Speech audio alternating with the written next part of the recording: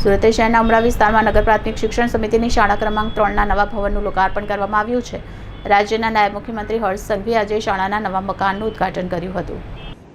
નાયબ મુખ્યમંત્રીએ જણાવ્યું કે સમગ્ર દેશમાં સુરત એકમાત્ર એવું શહેર છે જ્યાં મનપાની નગર પ્રાથમિક શિક્ષણ સમિતિ દ્વારા 6 ભાષાઓમાં વિદ્યાર્થીઓને શિક્ષણ આપવામાં આવે છે। તેમણે કહ્યું કે સરકારી શાળા અંગેની માન્યતા બદલાઈ છે અને મધ્યમ વર્ગીય પરિવારો પણ પોતાના બાળકોને મનપાની શાળાઓમાં મૂકવા પડાપડી કરે છે। આ પ્રસંગે નાયબ મુખ્યમંત્રીએ વિદ્યાર્થીઓને સાયકલ વિતરણ કરી પ્રોત્સાહિત કર્યા હતા। તેમણે બાળકોને શાળા પછી માટી સાથે જોડાયેલી રમત રમવા અને સ્વચ્છતાના ગુણો કેળવવા અનુરોધ કર્યો હતો।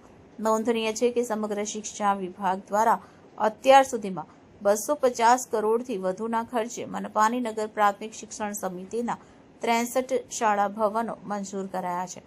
સમિતિની 362 શાળાઓમાં 2 લાખથી વધુ વિદ્યાર્થીઓ અભ્યાસ કરે છે। આ કાર્યક્રમમાં મ્યુનિસિપલ કમિશનર એમ નાગરાજન, નગર પ્રાથમિક શિક્ષણ સમિતિના અધ્યક્ષ રાજેન્દ્ર કાપડિયા સહિત અધિકારીઓ, શિક્ષકો અને વાલીઓ ઉપસ્થિત રહ્યા હતા।